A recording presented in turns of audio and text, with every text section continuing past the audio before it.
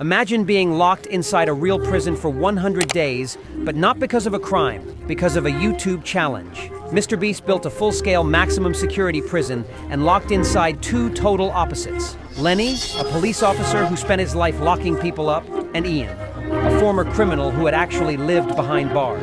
The deal was simple: survive 100 days together and they'd win $500,000. But what started as an entertaining experiment soon turned into a deep battle of trust, emotion, and survival. From the very first night, small problems began snoring, cold metal beds, sleepless nights. But the real prison wasn't the concrete walls, it was the pressure and their own minds. Ian had been in federal prison for fraud and money laundering. Lenny had arrested men like him for years.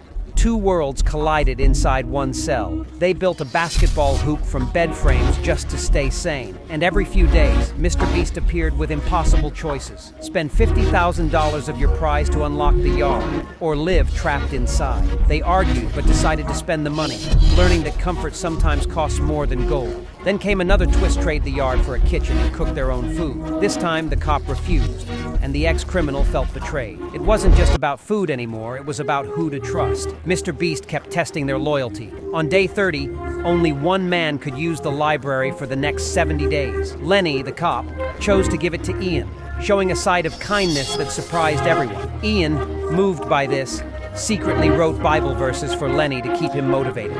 But soon, the kindness turned risky. Ian began smuggling pages out of the library, breaking rules just to share hope. When MrBeast found out, they were punished. One would meet his family, the other would go to solitary confinement. Lenny got to see his wife and kids. Ian sat alone in a dark cell, filled with anger and regret. That moment changed everything. Their friendship cracked. The cop became Lenny the snitch, and the criminal's trust was destroyed. Depression, loneliness, and guilt took over the prison. MrBeast's team offered temptations, TV, food, and games. But Ian's spirit broke. He wanted to quit, and both of them knew that if one man left, they'd lose all the money. Then came the final test.